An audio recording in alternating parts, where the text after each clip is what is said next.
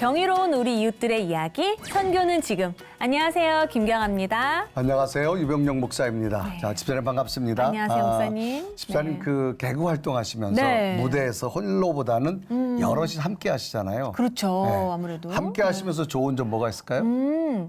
함께 하는 것 자체가 굉장히 좋아요. 아, 그래요? 네, 혼자 하면 그 모든 것들을 내가 책임져야 되는데 아. 함께 하면 네. 내가 혹시나 이렇게 실수하더라도 내 동료가 그것을 무마해 주겠지. 아, 이런 어떤 그래서. 신뢰, 믿음 이런 게 얼마나 든든한지 몰라요. 아, 그렇구만. 네. 요즘 그 함께가 참 아름다운데 우리 교계 목회에서도 홀로보다는 함께하는 공동 목회라고 하는 단어들이 참 많이 있어요. 그래서 맞습니다. 여럿이 목회하는 모습이 종종 보이거든요. 네네. 그래서 오늘 모실 이분이 더욱더 우리에게 특별한 분이 되실 것 같은데요. 공동 목회가 드물었던 2009년 네. 공동 목회를 시작해서 교계에 정말 새바람을 일으키신 분입니다. 어떤 분이신지 화면으로 먼저 만나보시죠.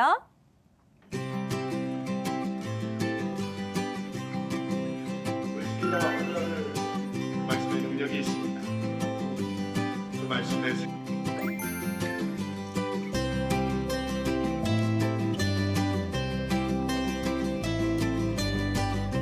내려가던 성도들이 행복하게 교회 생활하고 신앙생활 할 수 있는 거 보는 게 목사한테는 그게 제일 큰 행복이죠.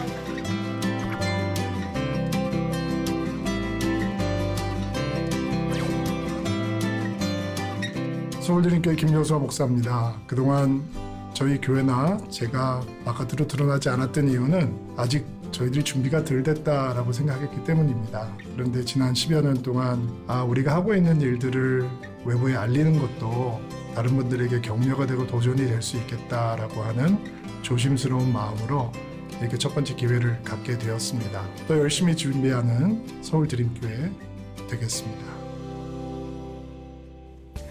반갑습니다, 목사님. 반갑습니다. 환영합니다. 안녕하세요. 한국교회 새로운 변화를 가져오신 목사님 환영합니다. 반갑습니다. 가분한 네. 칭찬입니다. 네. 아니 한간에 들리는 소문에 네. 의하면 우리 여호수아 목사님은 유니콘 같은 존재다. 아. 예. 그러니까 설교 영상 외에 네. 정말 있기는 계신 거냐, 계시긴 네. 계신 거냐, 아, 뵐 수가 없다. 실제적이냐? 근데 네. 계신 분이었어요. 아. 우리가 지금 마주하고 있잖아요. 네, 네, 네, 네. 정말 반가워하실 분들이 많으실 것 같은데 우리 선교는 지금 시청자 여러분께 인사 부탁드립니다. 안녕하세요. 서울드림교회 김여수아 목사입니다.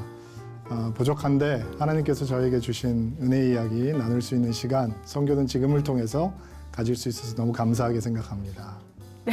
반갑습니다. 자, 네. 목사님으로서 포스를 보니까 정말 비밀에 쌓였던 그런 아주 새로운 타입의 목사님 같으신데 서울 드림교회 어떻게 시작하시게 되셨습니까? 서울드림교회는 제가 2009년도에 친구 신도배 목사님과 함께 개척한 교회고요. 네.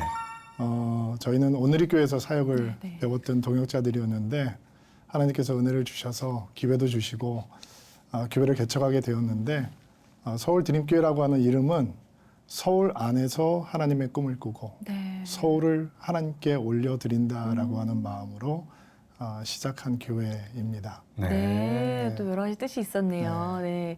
근데 저희가 네. 오프닝에도 말씀을 드렸지만 공동 목회가 그렇게 사람들이 잘 모르던 시절부터 그렇게 시작하셨어요. 특별한 계기가 있으셨는지가 궁금해요. 제가 사실은 2003년도에 목회를 배우기 위해서 미국에서 한국으로 2년 임기로 네. 오늘의 교회 초청을 받아서 들어오게 됐는데 2년 동안 목회를 하다가 한국 생활에 적응이 쉽지가 않았거든요. 저는 고등학교 시절부터 미국에서 자라난 교포이기 때문에 네. 한국 문화도 그렇고 언어도 그렇고 사실은 그때는 쉽지가 않았었는데 오늘의 교회 잘 정착할수록 도와주었던 친구가 지금 함께 목회하고 있는 신도배 목사님이세요. 네. 근데 제가 그 친구가 너무 좋아서 그 친구에게 내가 미국으로 돌아가게 되면 내가 혹시 초청을 하면 미국에 와서 같이 목회할 마음이 있냐 이렇게 물어봤었어요. 나는 네가 와서 같이 함께 목회했으면 좋겠다. 근데 제 친구가 그 마음을 거의 10여 년을 품고 있었던 것 같아요. 네. 그래서 제가 교회에 사임을 하겠다 결정을 하고 제 계획은 제가 먼저 개척을 하고 교회가 어느 정도 자리를 잡은 다음에 제 친구 목사를 초청해서 같이 목회를 해야 되겠다 이런 생각을 가지고 있었어요. 사실은 그 친구가 저에게 굉장히 감동이었던 이유는 저한테 여호수아야 내가 너희 부목사가 될게 이런 말을 해줬어요. 네. 그러니까 본인은 가장 큰 고민이 저희들에게는 온누리교회 하영조 목사님이라고 하는 아주 좋은 멘토 리더가 계셨거든요. 근데 그런 리더하고 섬기다가 네. 저처럼 부족한 담임 목사를 부목사로 섬기려고 하는 마음을 결단하고 자기도 사임을 하겠다는 거였어요. 근데 저는 미국에서 이 동사 목회, 공동 목회라고 하는 것에 대해서 배운 경험이 있기 때문에 네. 처음부터 사역을 같이 할 거면 그러면 부목사가 아니라 우리 담임 목사를 같이 하자. 충분히 가능하다. 그러니까 신도현 목사님이 정말로 그게 가능하냐. 그래서 쭉 설명을 했어요. 어떻게 공동 목회라고 하는 것이 무엇인지. 그래서 처음부터 저희는 담임 목사가 둘인 교회로 시작을 하게 되었습니다. 안녕하세요. 저는 서울 드림교회 신도배 목사입니다. 어느 날 이제 친구가 공동 목회에 대한 얘기를 했을 때 제가 선뜻 답을 하지는 않았죠. 친구는 그때는 이미 이제 미국에서 목회할 때부터 공동 목회에 대한 생각도 있었고, 이 친구하고 함께 좋은 교제를 하면 내 신앙이 더 좋아지겠구나. 내가 좋아하는 친구니까 사람을 잃고 싶은 마음은 없고, 또 그 친구는 잘 준비되어 있는 친구고, 그러니까 이제 네가 그럼 담임 목사라면 내가 도울게. 자연스럽게 그렇게 얘기하는 거죠. 좀 한국교회에서는 보기 드문 네네. 놀랄만한 그런 이슈적인 목회신데 이제 공동 목회를 두 분이 같이 하셨는데 어떻게 지금까지 오시면서 삐그덕이라는 단어를 써야 되나요? 좀 이렇게 그렇죠. 의견 대립 어떤 그런 건 없으셨는지요? 저희가 온누리교회에 있을 때 어느 정도로 팀워크가 잘 맞는 사람들이었냐면 이제 교육자들이 거기도 많이 있으니까 MT 같은 거를 가면 당연히 준비하는 사람들이 저하고 신목사를 룸메이트를 항상 시켜줬어요. 그러니까 이 두 사람은 항상 같이 있는 사람들이지라고 하면서 그래서 저희가 온누리교회 있을 때 굉장히 큰 프로젝트들도 둘이 같이 많이 했고 때로는 신목사가 리더이기도 하고 때로는 제가 리더이기도 하고 환상의 팀워크를 가지고 있다라고 생각했는데 담임 목회를 해보니까 둘이 너무 안 맞는 거예요. 어머나. 왜냐면 리더가 한 명이 있을 네. 때는 그 리더한테 맞춰가니까 모든 게 맞는 건데 네. 우리가 비전을 제시하고 방향을 제시하는 리더십이 되고 나니까 이렇게 안 맞을 수 있을까라는 시간이 초창기에 좀 있었어요. 에피소드가 좀 있는데 특별 새벽 기도를 금식 기도로 할 때가 있었어요. 네네네. 그런데 금식 기도가 마무리되는 날이 토요일이었는데 네. 신 목사님이 예배 중간에 교인 성도들에게 죽을 주자는 거예요. 금식기도 마지막이니까. 마지막이니까. 네. 근데 아니 예배 시간에 무슨 죽을 주냐. 그리고 예배 시간에 먹게 하자는 거예요. 그래서 둘이 한참 논쟁을 벌이다가 결국은 성도들에게 이제 죽을 나눠주고 네. 신 목사님이 설교하기 전에 다 죽 맛있게 드십시다. 그러니까 죽을 이제 먹는 시나리오가 된 거예요. 네네네. 근데 저는 이제 마음이 상해버려가지고 다른 사람들은 다 죽을 먹는데 저 혼자 이렇게 앉아 있기도 하고 토라지셨구나. 네, 제가 삐지지 않는 B형인데 그날은 이게 도대체 예배 동안에 뭐를 하는 거지라는 생각이 들었어요. 또 하나 재밌는 일은 이제 그때 개척 진짜 초창기였는데 목사가 4명 있을 때인데 저희들이 어떤 프로젝트를 끝나고 아우팅을 가서 이제 찜질방에 들어가게 됐는데 가장 뜨거운 찜질방에 앉아 있다가 둘이서 논쟁이 붙었어요. 어머나 어떡해. 일에 대해서. 네. 근데 이제 옆에 있던 부목사님들이 말에 끼어들지 못할 정도로 이제 첨예하게 대립이 시작이 된 거예요. 네. 그러면 저희들이 일어서서 나오면 되는데 네. 그 찜질방 안에 아무도 앉아 있지 않으니까 우리 부목사님들에게 자네들은 좀 나가 있어라고 얘기를 하고 둘이서 2시간 동안 그 안에서 그 뜨거운 찜질방 안에서 찜질이나 하시지. 땀을 뻘뻘 흘리면서 이렇게 대립했던 기억도 있고 바깥에 있는 부목사님들은 우리 목사님들 기절하신 거 아니냐라고 생각을 할 정도로 안절부절하셨겠다. 여수아 목사님께서 말씀하신 것 중에 사우나에서 좀 심하게 갈등이 있으셨나요? 아, 그랬대요? 난 기억이 안 나요. 그러니까 저한테 그게 중요한 그렇게 큰 주제가 아니었나 보죠. 당연한 과정이었고 오히려 그런 다름이 서로를 알아가고 공동 목회를 걸어가는 과정에서 마음을 모아가는 여정이었겠다. 그렇게 생각이 듭니다. 사우나에서 그랬다. 전 기억이 안 나요. 물어봐야 되겠네. 뭐 기억나는지. 근데 돌아보면 사실은 그게 본질에 대한 문제들이 아니었더라고요. 그러니까 방법론, 어떻게 일을 할 거냐, 어떤 루트를 통해서 갈 거냐라고 하는 것에 대한 대립이었지 어디를 향해서 갈 건가라고 하는 대립은 결코 아니었던 것 같아요. 그래서 그런 이 시간들이 지나간 다음에 한 1년, 1년 반 정도 지났을 텐데 하나님께서 저에게 어떤 마음을 주셨냐면 만약에 두 사람 의견이 맞지 않으면 신목사가 하자는 대로 해라 이런 마음을 주셨어요. 근데 제가 그 마음을 기도하다 받은 다음에 저희 아내한테 가서 이제 고백을 하게 됐거든요. 오늘 기도하다가 하나님께서 이런 마음을 주셨다. 근데 저희 아내가 대학교 때부터 저하고 데이트하고 지금까지 살고 있는 네. 동반자니까 제가 저를 누구보다 잘 아는 사람이니까 당신 근데 그게 가능하겠어? 그러니까 제가 너무 주도적인 사람이니까 다른 사람 의견에 그저 무조건 동조해 드는 게 불가능하다는 걸 저희 아내가 너무 잘 알고 있으니까. 근데 그 순간부터 진짜로 두 사람에게 의견 대립이 생기면 그래?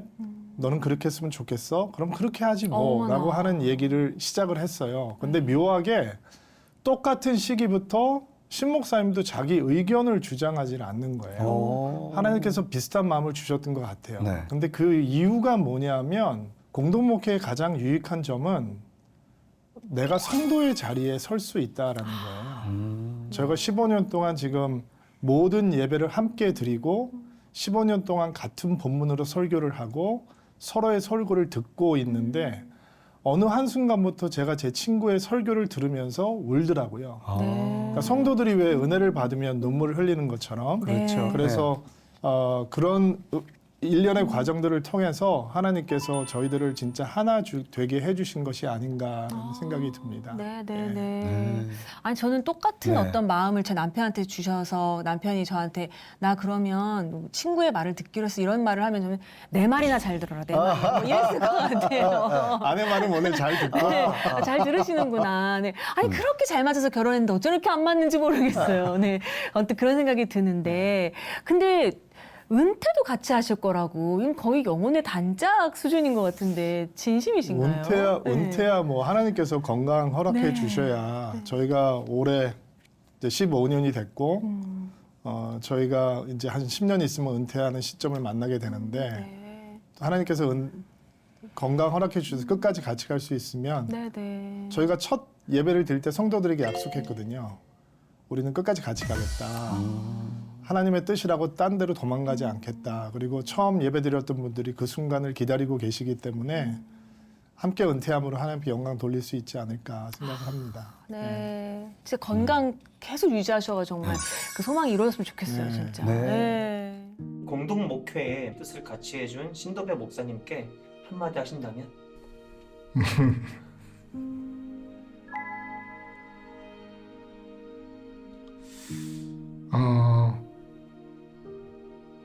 나를 나보다 더 신뢰해주고 나를 나보다 더 사랑해주고 나를 누구보다 존귀하게 생각하는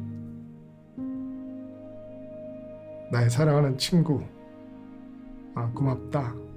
네가 있어서 성도들 앞에서 그리고 하나님 앞에서 부끄럽지 않은 목사로 살아갈 수 있는 것 같다. 끝까지 함께 하자. 그리고 저 목회하시다 보면 후배 목회자들이 많이 오는데 과연 이 후배 목회자들이 공동 목회를 어떻게 과연 우리가 이해할 수 있을까? 그러니까 누구나 할 수 있을까라고 하는 게 굉장히 퀘션이거든요. 그 부분에서 어떻게 말씀하시고 싶으세요? 하지 말라고 얘기하죠. 그러세요. 하지 말라고. 하지 말라고. 네. 왜냐면 정말 생각하는 게 달라요. 그러니까 나는 찬양을 잘하니까 당신은 말씀을 잘 가리니까 우리가 공동 목회하면 되겠다. 이런 식으로 펑션으로 이해를 하는 거예요. 역할로. 근데 공동 목회는 역할 분담이 아니에요. 한 교회는 뭐 설교나 성경 공부에 아주 잘 준비가 돼 있고 다른 한 교회는 예배 쪽에 아주 집중돼 있다 그러면 언뜻 생각하기를 함께 만나면은 예배도 살고 말씀도 살고 제자 훈련도 살고 이렇게 이제 조금만 생각해보면 논리적으로 맞지가 않아요. 그리고 신목사와 저는 일하기 위해서 만난 사람들이 아니에요.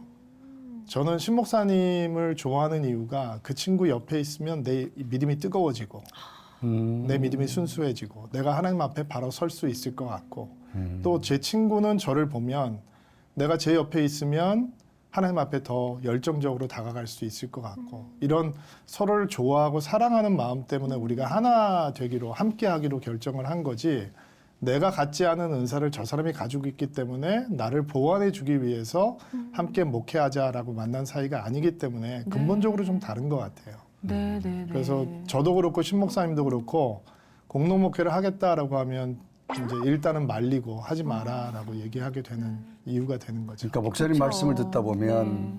어떤 사역의 분배가 아니라 어떤 같은 곳을 바라보는 본질에 관한 게 가장 맞습니다. 중요하다는 것을 맞습니다. 느낄 수 있는데 네. 네, 네, 네. 근데 참 어려울 것 같은데 그게 그래서 일단은 이제 권유는 못 하시는 하지 마라. 거죠. 아. 네, 맞아요. 네. 정말 그러면서 한국교회 새로운 변화를 일으키면서 지금 15년 동안 목회하셨는데 지금 상문 고등학교에서 강당에서 예배를 드리는데 건축하지 않는 이유가 뭐 특별히 있으실까요? 돈이 없어서 그렇죠. 돈이 없어서 그렇죠. 네. 사실 저희가 개척교회를 시작을 했는데 서울에서 개척교회가 되고 어느 정도 규모가 갖추어지면 서울 안에서 부지를 사고 이게 쉽지 않은 얘기거든요. 그렇죠. 그래서 저희도 뭐 건물 갖고 싶죠. 건물 갖고 싶은데 그러니까 저희 성도들은 건물이 꿈이 아니고 건물이 비전이 아니라 교회됨이 꿈이고 교회됨이 비전이니까 건물 없이도 우리는 하나님께서 우리에게 주시는 꿈 얼마든지 이루어갈 수 있다라고 믿는데 이제 미안한 건 성도들이 너무 불편해요. 그러실 것 같아요. 예, 그리고 부목사님들이 사역자들이 너무너무 힘들어요. 왜냐하면 이게 뭐 항상 몇천 명이 함께 예배하는 공간을 만들었다 풀었다 하는 게 이어지니까 마음에는 건물이 있었으면 좋겠습니다. 솔직히 저는 뭐 뜻이 있어서라고 말씀하신 돈이 없어서 그러니까 더 이제 공감이 되고 예, 기도를 해야 되겠네요. 네. 네.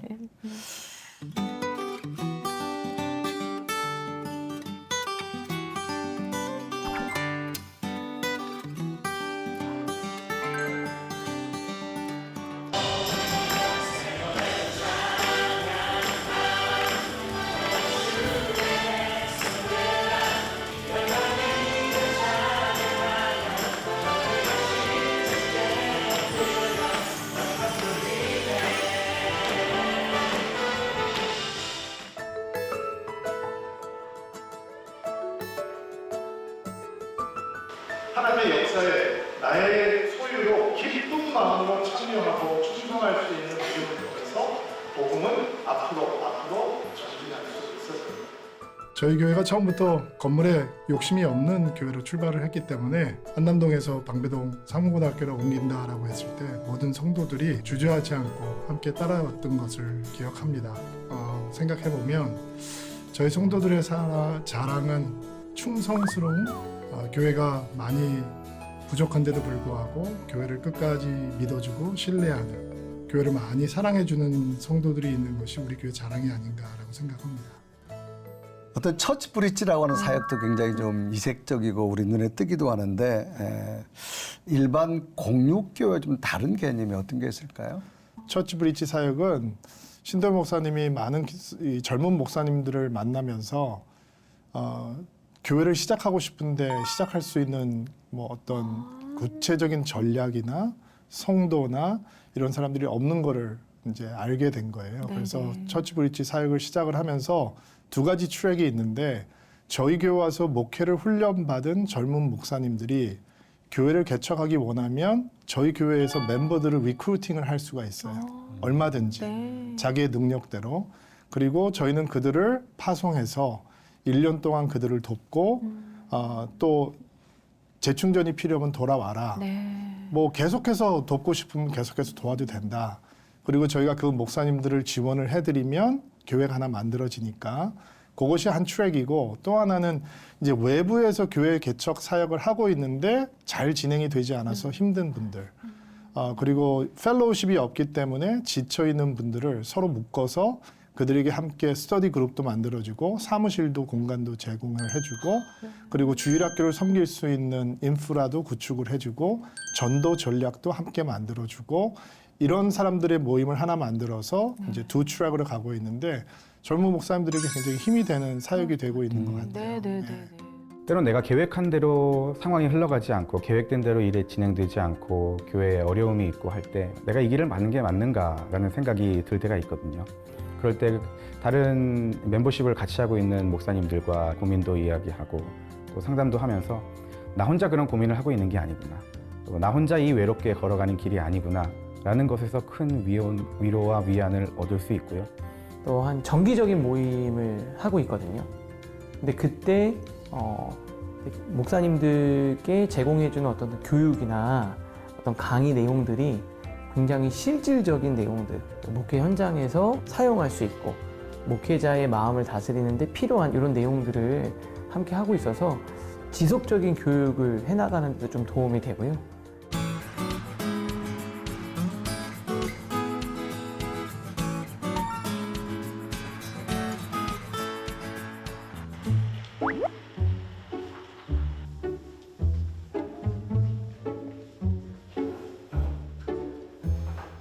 목사님 안녕하세요. 네, 안녕하세요. 네, 반갑습니다.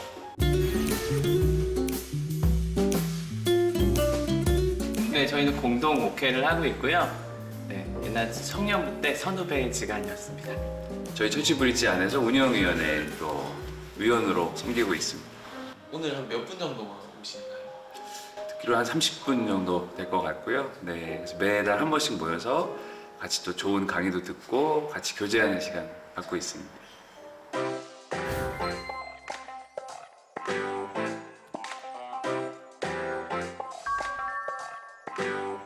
오신 분들은 개척하신 분들만 여기는 처치 브릿지에 속할 수 있습니다.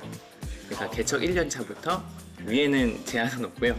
그래서 개척 뭐 5년 차, 10년 차, 뭐 15년 차 정도 되신 분들이 여기서 같이 그룹이 돼서 같이 교제 나누고 또 함께 같이 배우고 서로 이렇게 도전 격려주는 그런 모임입니다. 우선순위이고 미스하는 결국 끊임없이 주님을 계속 죽이는 거고요. 이미 주님께서 2000년씩 교회마다 오래 전통 있는 교회는 주로 순서 하나하나 박수 황제가 사실 기독교를 국토화한 엄청난 신앙의 교단과 상관없이 성찰하게 보면 정말 치유와 회복을 누리게 되는데요. 저희 아주 자주 하는 건 아니지만 그래도 자주 하려고 준비를 하고 시도를 하고 있고요. 오늘 들은 내용들 중에 제가 놓치고 있던 몇 가지 부분들이 또 캐치가 되더라고요. 그래서 이제 다음번에 하게 될 때 오늘 성찬 그리고 예식에 관한 부분들에 대해서 좀 적용하고 또 성도님들에게 조금 더 정확하고 자신감 있게 전달할 수 있을 것 같아요. 다음번에 좀 적용해 보려고 합니다. 내 인생 자체를 주님께 힘내는 마음. 그래서 초대교회부터 이 성찬의 자리는 지금 주님을 힘줬습니다. 성찬은 얼마나 자주 해야 되고 이것이 카톨릭이나 다른 어떤 교단과 차이점이 어떠한 것이 있는지 또 실제로 어떤 예배 전통 속에서 이루어졌는지 이런 내용들을 자세히 담으면서 목회 현장에 실제 적용 가능한 부분들로 좀 논의를 강의를 좀 했습니다. 이 처치 브릿지에서 이렇게 귀한 목사님들이 함께 개척교회들에 대한 방향과 또 고민거리를 공유하고 나눌 수 있다고 하는 것은 저는 이거 자체만으로 굉장한 힘이 된다고 생각이 됩니다.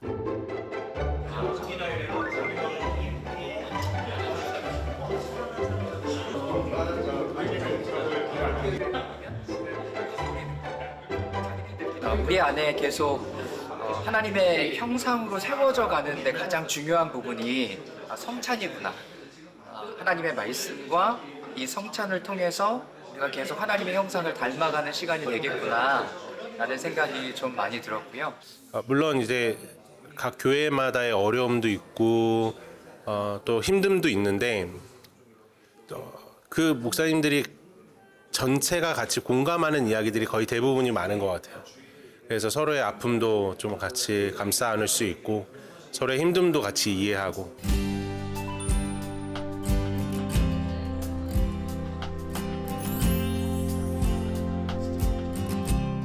교단에서 함께 모여서 목회에 실질적으로 필요한 거, 그러니까 이론뿐만 아니라 실제로 필요한 것들을 배우고 또 서로 목회자들끼리 교제하고 또 정보를 공유하고 하는 이 시간이 매우 귀중한 것 같습니다. 또 많은 분들이 관심 가져주시고 같이 또 이 처치 브릿지 사역에 동참해 주시면 너무 감사할 것 같습니다. 네, 감사합니다. 네네네. 그러면 목사님께서는 이 처치 브릿지를 통해서 교회들이 좀 어떻게 세워졌으면 좋겠는지. 어떤 비전이 사실 있을까요? 네. 사람들이 0.01%가 되는 초대형 교회 모델을 꿈으로 삼거든요.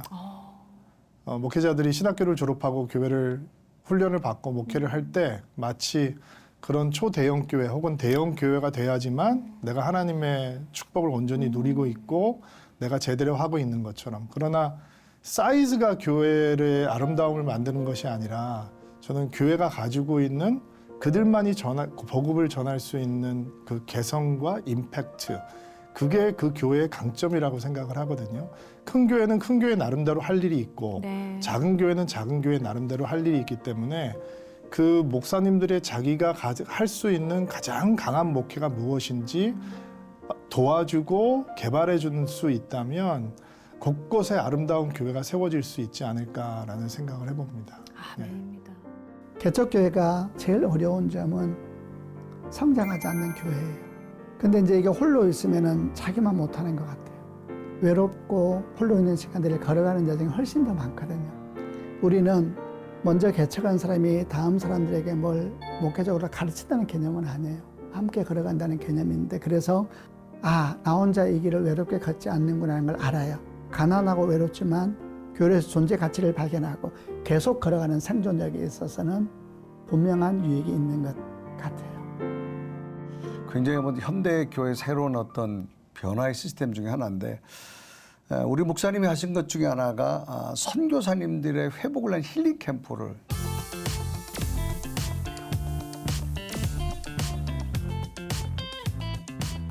시작하게 된 동기, 무엇이 있을까요? 저희 교회는 이제 담임 목사 사례를 주기 전에 선교사님부터 후원한 교회거든요. 네. 제가 온누리교회 하영조 목사님을 정말 사랑하고 존경하는데 온누리교회가 그렇게 시작됐다고 제가 말씀을 들었어요. 네. 담임 목사 사례를 주기 전에 선교사님부터 후원했다. 그래서 저도 교회 시작하면서 꼭 따라해야지라고 생각하면서 저희들도 그렇게 시작을 했는데, 저희가 파송했던 선교사님 한 분이 목사님, 선교를 잘 하려면 선교사들을 도와야 됩니다. 후반 교회가 선교를 하려고 나서면 안 되고 선교사들을 잘 도와야 되는데, 선교사들을 잘 돕는 길은 지치고 포기하려고 하는 선교사님들, 회복이 필요한 선교사님들을 돕는 일입니다. 그래서 시작하게 된 게 2012년 캄보디아 힐링 캠프예요. 정말 부족한 모습으로 24명의 성도들이 가서 2박 3일 선교사님들의 수련회를 섬겨준 게 처음 시작이죠. 그래서 10년이 넘었네요. 네, 10번. 네. 근데 보통 이게 선교사님들이 이제 모인다 하면 이제 부흥회를 생각하기가 쉽잖아요. 그렇죠. 근데 이제 이름이 힐링 캠프란 말이죠. 부흥회랑은 완전히 다른 건가? 네, 우리가 영혼만 가지고 있는 존재가 아니잖아요. 우리는 몸도 가지고 있고, 감정도 가지고 있고, 정서도 가지고 있고, 영도 가지고 있고. 근데 보통 선교사님들 모임이라 그러면 새벽부터 밤까지 말씀 집회로 진행이 되는 경우가 많은데, 물론 은혜가 있죠. 그런데 그들이 육적으로도 힐링을 받아야 되고, 정서적으로도 감정적인 힐링도 있어야 되고, 영적인 회복도 있어야 되는데, 그러면 그런 부흥 집회나 어떤 집회 스타일의 힐링 프로그램은 다른 교회들이 잘 할 수 있으니까 우리는 우리가 할 수 있는 힐링 캠프를 한번 만들어 보자라고 얘기해서 선교사님들이 선교지에 있기 때문에 누리지 못하고 있는 많은 것들을 2박 3일 동안 프로그램에 담아서 선교사님들에게 선물을 해드리니까 선교사님들이 너무 좋아하시는 거예요. 감사하죠.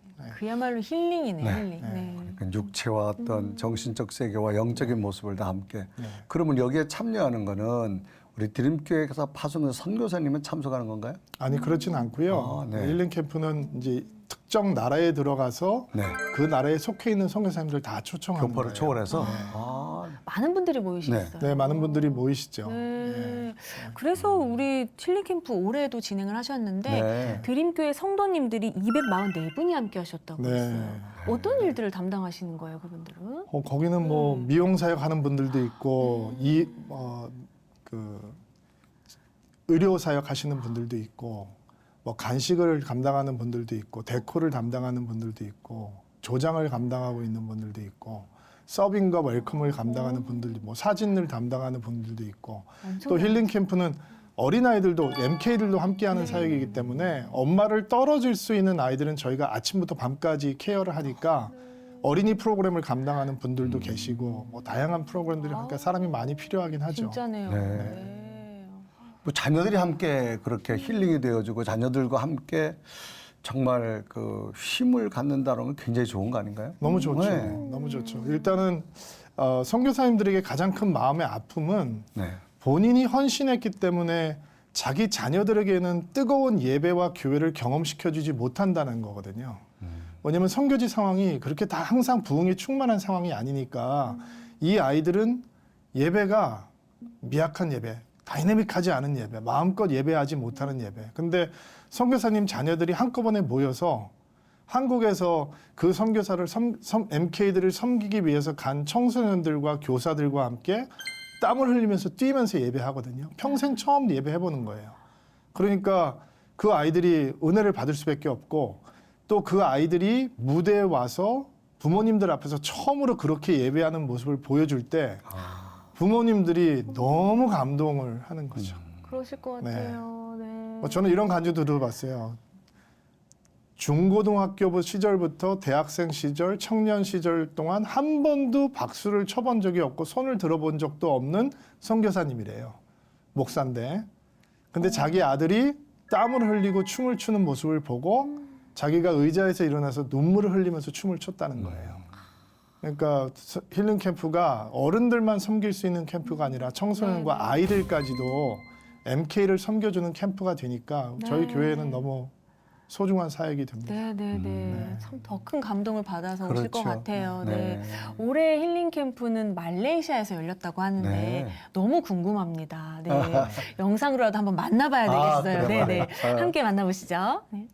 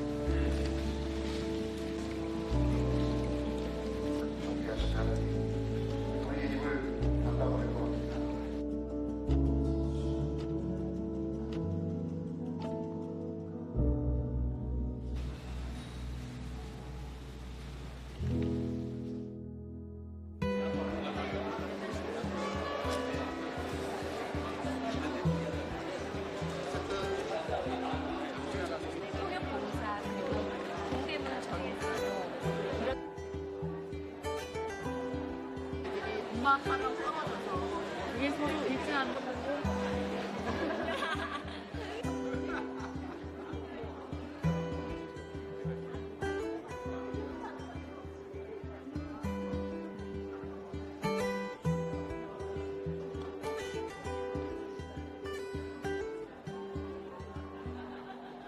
믿었던 현직인이 배신자라고 하는 소리를 들을 거야. 너가 뭘 했는지 중요하지 않아. 하나님이 하나님과 함께 하시는 것을 기뻐하는 것뿐이야. 잘했어. 수고했어. 하나님께서도 회사님에 오랫동안 이어오신 성도라는 막연한 부담, 사명감, 부르심의 의지에 이루려 하는데 망설이면 못 가. 하나님 안에서 변화되어 가는 나를 한 10년 뒤에 또 찾아볼 수 있겠지? 하나님이 내 마음속에 말씀하시고 내가 순종하겠냐는 질문에 응답받은 때를 잊지 말길 바란다.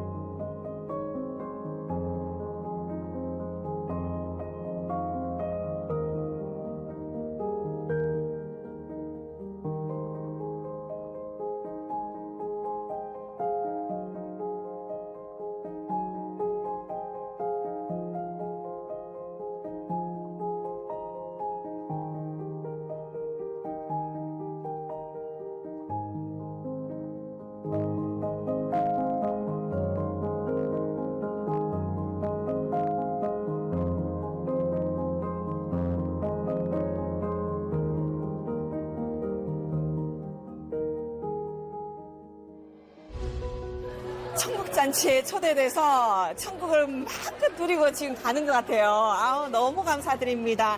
처음 하나님을 만났을 때, 그리고 처음에 선교지로 나왔을 때 그런 시간들을 다시 한번 생각하게 되고, 제 자신의 정체성에 대해서 다시 한번 확인하는 그런 시간이었습니다. 그리고 하나님이 저한테 그러시는 것 같았어요. 넌 정말로 존귀한 사람이야. 넌 작은 사람이 아니야. 넌 정말 내가 너무 사랑하는 정말 큰 사람의 그런 감동을 주셨어요. 너무 2박 3일 동안 너무 감사합니다. 너무너무 즐겁고요. 신나고요. 10대로 돌아간 느낌이었고, 뭐 하나 진심이 아니신 게 없었어요. 잠자리부터 먹는 거, 그리고 모든 프로그램이 정말 진심이 아닌 게 하나도 없었어요. 경험해보지 못한 사랑과 경험해보지 못한 깊은 섬김을 받고 갑니다. 너무나 감사드리고요.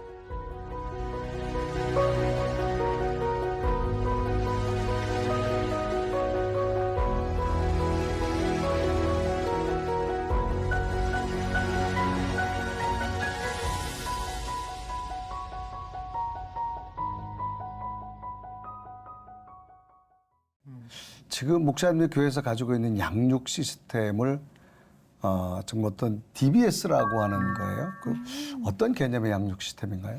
저는 내비게이터에서 훈련을 받았기 때문에 제자 훈련을 내비게이터에서 받았기 때문에 어떤 그런 다음 단계를 이동하는 훈련 시스템이 굉장히 익숙한데 그 훈련 시스템의 문제는 뭐냐면 한 바퀴 돌고 났는데 변하지 않으면 머리만 커져 있고 교회 일꾼이 아니라 일감이 되어버리는 사람들이 너무 많아. 나 훈련 다 받았다.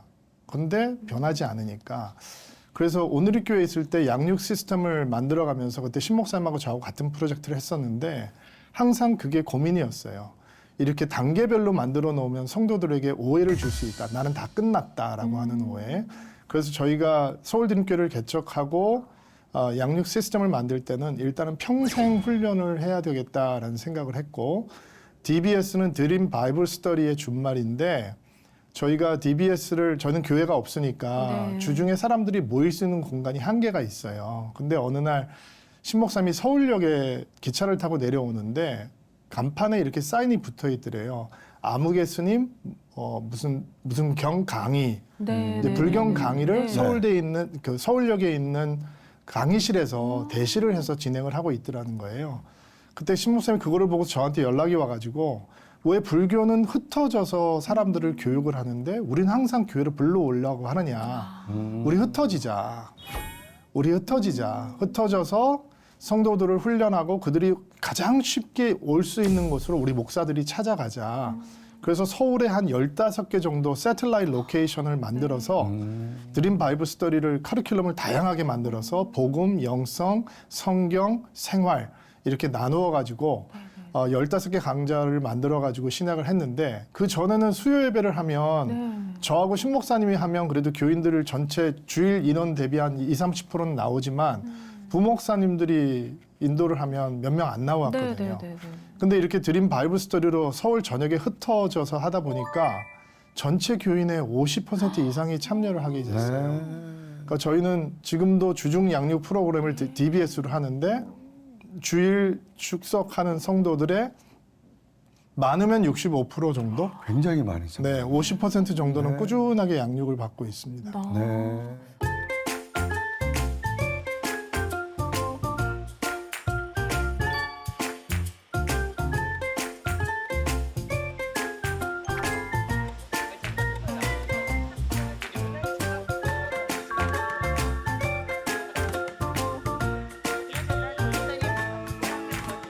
안녕하세요. 네.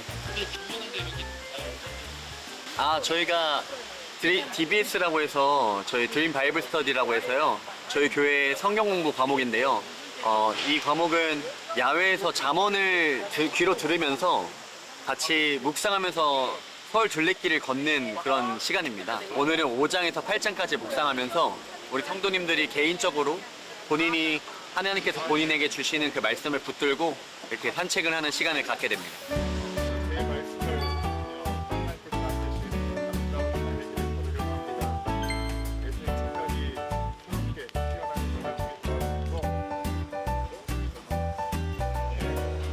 멋있다. 자, 가까이 오세요. 네, 잠원 산책. 화이팅! 갑시다.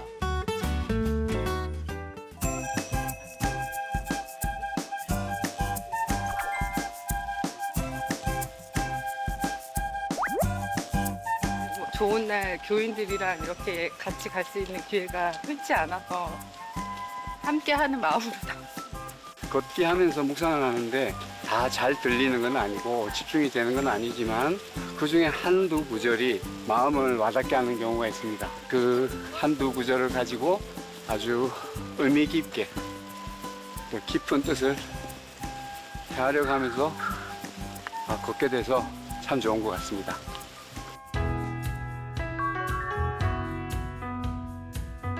서울의 둘레길이 너무 아름다운 둘레길들이 많이 있어요. 그래서 우리 성도들하고 그 둘레길을 걸으면서 주님과 동행하고 예수님 묵상하고 기도하면서 걷는 훈련을 해야 되겠다라고 생각해서 시작하게 됐어요. 올라가면 굉장히 힘든 구간들이 있거든요. 힘들 때 서로 손을 잡아주고 옆에서 응원도 해주고 격려도 해주고 신앙생활의 교회 생활의 아름다움이 걷는 동안 드러날 수 있어서 저한테는 굉장히 유익한 시간이고 성도들도 그런 것을 경험할 수 있어서 굉장히 좋고요.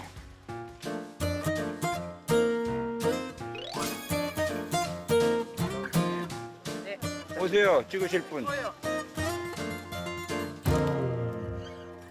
찍는 거는 어디 이게 의무적으로 하는 그런 건 아니지만은 오늘 이렇게 하면서 또 성취감도 있고 또 이것이 하나의 나중에 추억이나 증거가 되니까 좋을 것 같습니다. 그래서 어디세요? 여기가 어디예요? 이름이 뭐예요? 아닌데 우리 17코스 걷는 거잖아 오늘. 그거랑 저거랑 철민서역.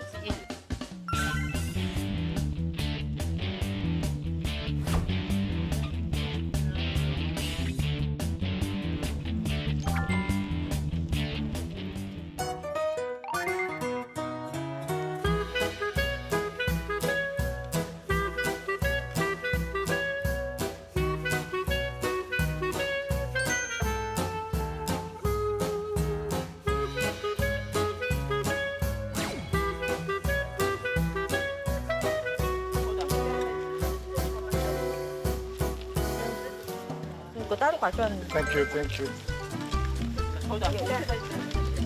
이거 먹.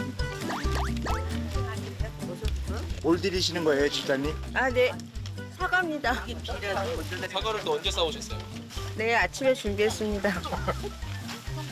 다녀보시니까 사과가 필요하시단가요? 네. 아, 정말 맛있어요. 사과하고 오이가 아주 좋습니다. 네. 너무 맛있어요. 하나 더요? 네.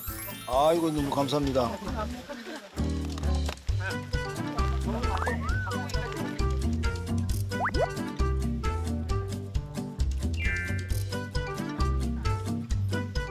교회에서 프로그램을 안 만들어도 성도들끼리 많이 다니잖아요. 그러면서 그 순간도 주님과 함께하는 시간이라고 훈련할 수 있어서 좋은 것 같아요.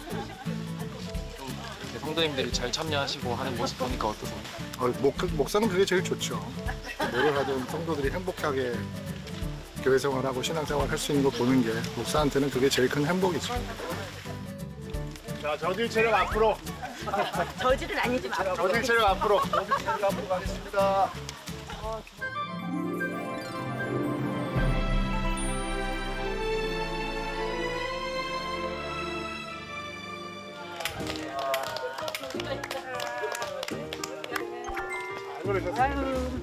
잘 그러셨어요. 너무 쉬웠죠, 원사님? 힘들었어요. 힘드셨어요? 아, 오케이. 너무 잘하셨어요. 목사님 중간에 낙오하신 성도님 없어요. 좀 뒤처진 사람은 있어요. 예, 그래서 그분 지금 제가 들고 왔는데 이러면서 같이 걷으니까 만족할 수 있을 거예요. 얼굴이 좀 폈네. 살 것 같아요. 아이고. 부탁드립니다. 잘하셨습니다. 아, 감사합니다. 어떠세요? 소감 한마디. 너무 힘든데 너무 뿌듯해요. 처음인 것 같아요. 아, 감사합니다. 아, 목사님 고맙습니다. 아, 아까 목사님 짐 들어주신 네, 가방의 주인을 찾았네요. 네, 감사합니다. 아, 나 사는 처음이잖아. 아, 진짜? 네. 괜찮아.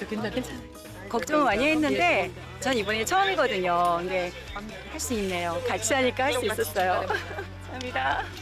교제하는 게 되게 어려운데 이런 시간을 통해서 자연스럽게 뭔가 만날 수 있고 이래서 너무 좋은 것 같습니다. 힘들진 않은데 무릎이 좀 아파서. 네. 다음에 또. 네. 무릎만 허락한다면 올 것 같습니다. 예수님의 이름으로 기도드립니다. 아멘. 감사합니다.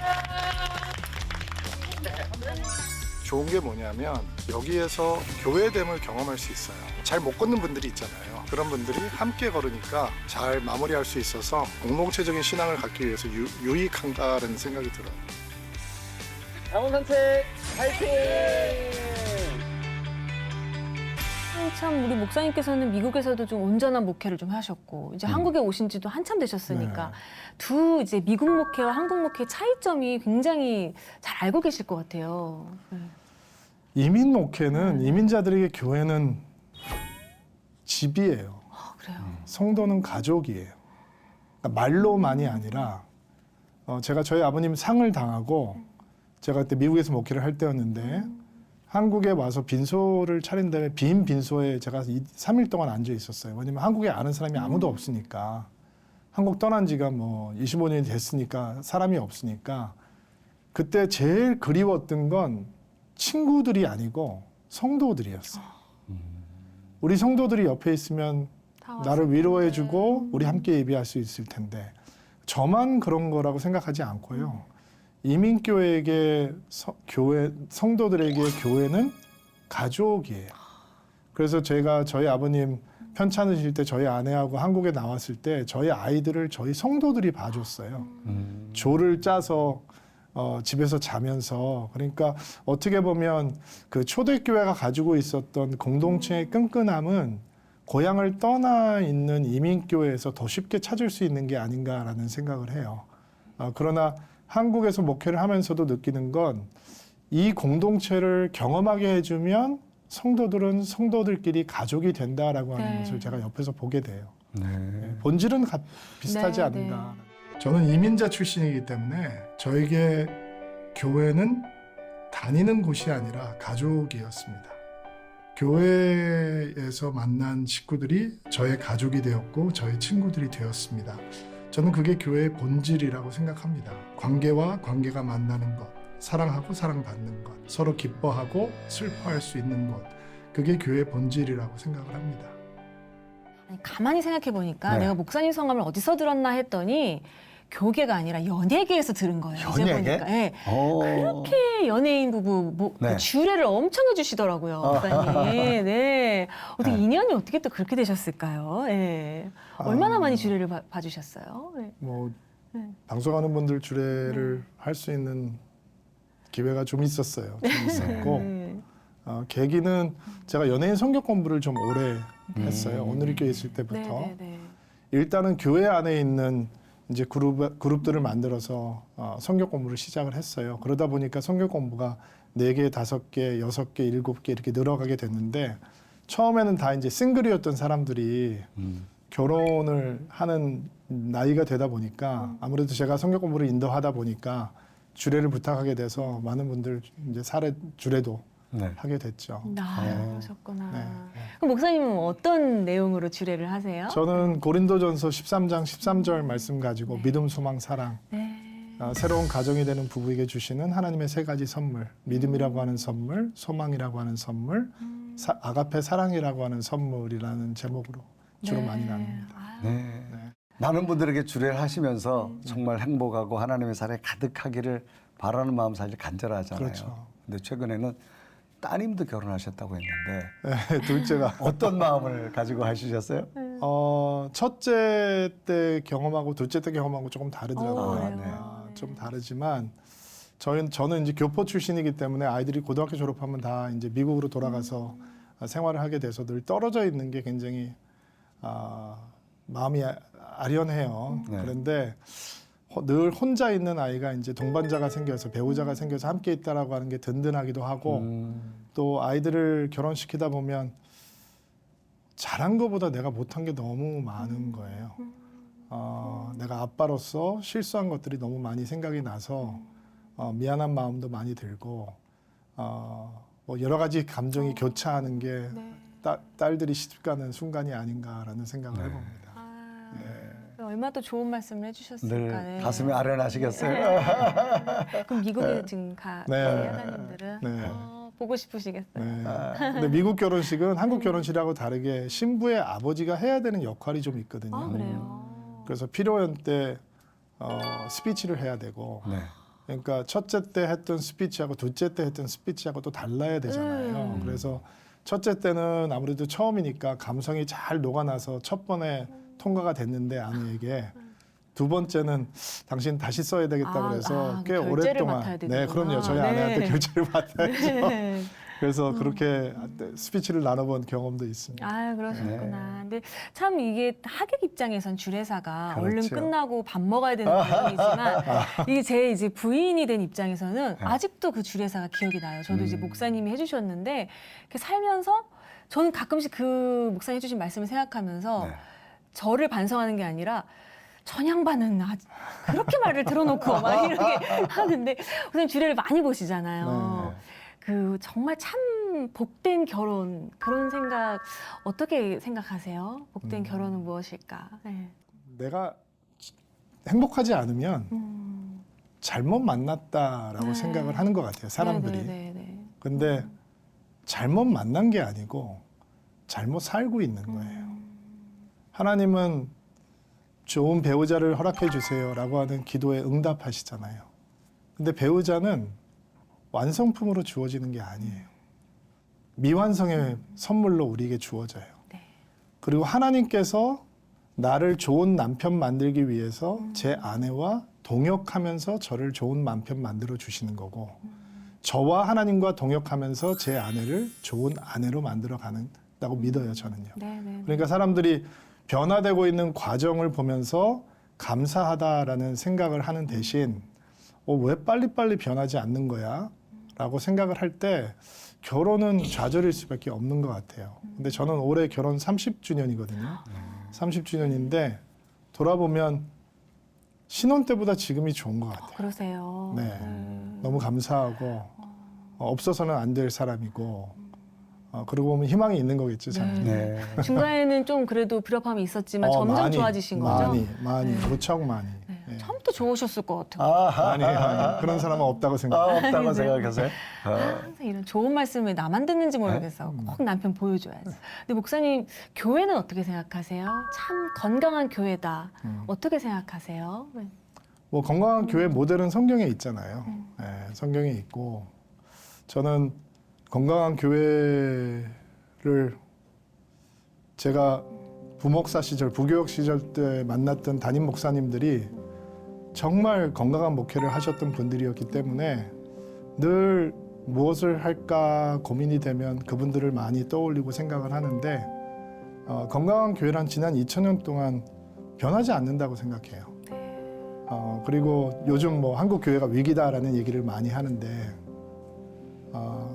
한국 교회가 마이너가 됐다라는 얘기도 막 하고 교회가 시작된 시간부터 지금까지 교회가 메이저였던 경험은 없어요. 한 번도 없어요. 항상 진짜 믿는 사람들은 마이너였어요. 다만 한국 교회가 부흥의 시절을 경험하면서 마치 우리가 메이저였던 것처럼 스스로 자신에 대해서 착각을 했을 뿐이지 저는 본질로 돌아가면 복음은 여전히 구원을 주시는 하나님의 능력이라고 생각하고 사람들에게는 복음이 전해지면 생명이 태어난다라고 믿어요. 그래서 마태복음 16장에서 보는 주는 그리스도시요 살아계신 하나님의 아들이십니다라고 하는 신앙 고백을 할 수 있는 믿음의 공동체, 사도행전 2장에 나와 있는 초대교회, 이 모습을 회복할 수 있다면 지금 세계 어디서도 그 교회를 향한 사람들의 열망과 마음은 열려 있다라고 생각을 합니다.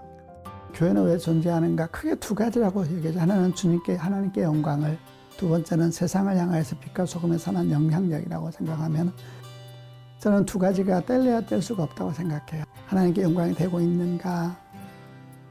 또는 세상에서 빛과 소금이 되고 있는가? 그를 바탕으로 해서 건강한 교회는 뭔가 질문하고, 그러니까 우리 교회도 그런 과정에서는 좀 더 건강해지기 위한 선한 노력을 애쓰고 있다. 이렇게 보여집니다. 이제 목사님은 이제 이민 목회도 한국 목회도 이제 많이 하셨잖아요. 그러면 하나님 앞에 콜링을 할 어떤 동기가 다 있잖아요. 목사님은 어려서부터 그런 어떤 콜링이 있으신가요? 아니요, 저는 믿지 않는 가정에서 태어났어요. 네. 아버님, 어머님 예수 안 믿으시고 네. 저희 아버님은 제가 목사가 된 다음에도 연초에 점쟁이한테 찾아가셔서 네. 점을 보시고 저한테 전화하셔서 야, 너 올해 목회 잘 된다더라 이렇게 말하시는 분이었어요. 그러니까 뭐 저는 배경이 그렇고 불신 가정에 뭐 제사가 엄청 많은 집안이기 때문에 미국에 공부하러 고등학교 때 갔다가 네. 국밥 먹으러 한국 음식을 먹을 수가 없으니까 1시간 반 떨어져 있는 교회 국밥 먹으러 다니다가 예수님을 인격적으로 만났고요. 고등학교 3학년 때 부흥에 참석했다가 하나님 앞에 콜링 받고 네. 사실은 선교사를 콜링을 받았는데 믿음이 없어서 선교지에 못 나갔어요. 미국이 너무 좋고 미국이 너무 편해서 선교지에 못 나간 그 빚진 마음을 어떻게 보면 선교사님들을 돕는 것으로 하나님께 갚는 게 아닌가라는 생각을 때때로 합니다. 네. 저는 이제 제 목사님을 모르니까 여호수아 목사님과 당연히 이제 모태신앙이시고 몇 대째 정말 이렇게 목회를 이혼 가정에서 자라신 줄 알았더니 그게 아니었군요. 아니에요. 그럼 이름이 여호수아잖아요. 개명하신 거. 제가 내비게이트에서 훈련을 받았다 그랬잖아요. 네. 대학생 때 훈련을 받는데 저희 교회 목사님을 뵈니까 너무 가난하신 거예요. 이민교회 조그만 교회 목사님이신데 그래서 나는 저렇게 못 살겠다. 그리고 목회자 되는 길이 난 내 길이 아닌 것 같다라고 생각하고 굉장히 방탕하게 살던 시절이 있었어요, 제가. 근데 저를 훈련해 주셨던 미국 목사님이었는데 미국 목사님이 너 그렇게 살면 하나님께서 너 그냥 안 두신다라는 얘기를 종종 하셨거든요. 근데 제가 큰 자동차 사고를 당해서 병원에 실려가서 응급실에 누워 있는데 그 목사님께서 오셔가지고 저한테 김영재는 하나님의 종이 되기 위해서 부르심을 받은 사람인데 하나님을 순종 않고 이렇게 방탕하게 사니 하나님이 너의 목숨을 가져가실 것이다 라고 하면서 야단을 치시고 기도도 안 해주시고 나가시는 거예요. 근데 제가 병원에 응급실에 누워 있으면서 저게 진짜 하나님 말씀이구나라는 생각이 들었어요. 그리고 그 목사님을 찾아가서 제가 하나님 순종하겠습니다 라고 얘기를 하니까 이름부터 바꿔주겠다. 그때 받았던 이름이 자슈아라고 하는 미국 이름이에요. 너는 여호수아 같은 용사가 되라 라고 하는 말씀으로 여호수아서 1장 말씀을 주시면서 저에게 그 이름을 영어 이름을 주셨고 미국에서는 뭐 한국 이름 쓸 기회가 없으니까 제가 평생 쓰고 있는 이름이 자슈아 여호수아라고 하는 이름이죠. 그러면 그때 이제 여호수아라는 일을 받으시면서 목회를 해야 되겠다 그렇게 결심을 하신 거예요? 네, 그때 결심을 하고 신학교에서 저는 조건부로 입학을 했어요. 왜냐하면 제가 생활이 방탕하니까 제가 얼마나 갔던 방탕하셨길래? 뭐 상상할 수 있는 것보다 더 많이 그러니까 그 원서를 쓸 때 뭐 이렇게 쓰잖아요. 뭐 뭘 합니까? 뭐 합니까? 뭐 합니까? 근데 다 노를 해야지 신학교에 들어가는 건데 저는 생활이 정돈이 돼 있지 않은 방황하는 청년인 시절이니까 다 예스를 쳤어요.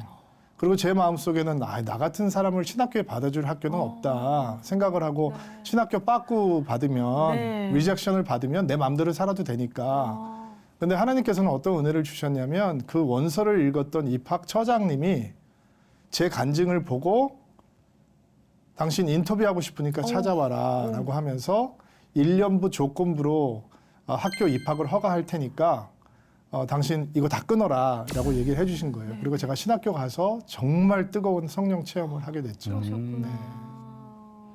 1년 후에 이제 통과가 되셨구나. 네, 통과가 됐죠. 세상에. 목사님의 목회 이야기를 듣는데 이렇게 나를 돌아보는 시간이 되는 것 같아요. 항상 이게 누군가를 바라보면 왜 저러지 하는데 나조차 정말 완벽하지 않은데 왜 다른 사람의 모자란 면만 이렇게 봤을까. 그래서 정말 함께 나아가는 게 중요하다. 너무 당연한 건데 잊고 있던 그 본질을 저도 이게 생각이 되어지는 시간이었던 것 같습니다. 목사님 저희랑 오늘 대화 나눠보셨는데 저희 너무 좋았거든요. 목사님 어떠셨는지 모르겠어요. 유익한 시간이었습니다. 감사합니다. 이제 목사님 한국에서 정말 새로운 함께라고 하는 단어를 이루셨는데 앞으로 또 기도 제목이 있다면 이 단어를 가지고 어떤 기도 제목이 또 있으실까요? 저는 함께 목회하고 있는 이제 젊은 교역자들에게 제가 저의 스승 되셨던 목사님들께서 지금도 제 마음속에 살아 계시는 것처럼 그리고 가르침을 늘 주고 계시는 것처럼 어떻게 그들에게 선한 평생 기억할 수 있는 선한 영향력이 될 수 있을까라는 고민을 많이 하고요. 그리고 많은 분들이 교회를 다니는 거를 신앙생활로 오해하는 분들이 너무 많더라고요. 한국 교회 기독교 역사가 이제 100년이 훌쩍 넘어가다 보니까 뭐 2대, 3대, 4대 기독교 집안들도 많이 생기고, 근데 사실은 신앙생활은 교회를 다니는 게 아니라 교회가 되는 거잖아요. 그래서 교회를 키우는 것에 비전을 두는 것이 아니라 많은 사람들이 예배만 드리고 교회를 왔다 가는 것으로 만족하는 것이 아니라 교회가 되는 것을 기뻐할 수 있는 공동체를 만들어가는 것, 그게 저의 관심이고 기도 제목이 아닐까라는 생각을 해봅니다. 정말 목사님의 짧은 단어 하나가 우리 마음속에서는 울림을 주는 정말 새로운 자기를 돌아보는 그런 말씀 같습니다. 이제 목사님 한국교회 정말 선한 영향력으로 오셨고 앞으로도 선한 영향력으로 되어져서 앞으로 한국교회가 위기라고 말하는 위기 속에서 교회가 되는 그런 놀라운 영향력도 더 많이 끼쳐주시길 제가 소망하고 기도하겠습니다. 아유, 감사합니다. 고맙습니다. 앞으로 목사님도 건강하시고요. 네, 감사합니다. 행복하시고 다음에 또 오셔서 우리 성도들에게 좋은 이야기 나눴으면 고맙겠습니다. 꼭 그렇게 네, 하겠습니다. 멈추지 마세요. 감사합니다. 감사합니다. 네.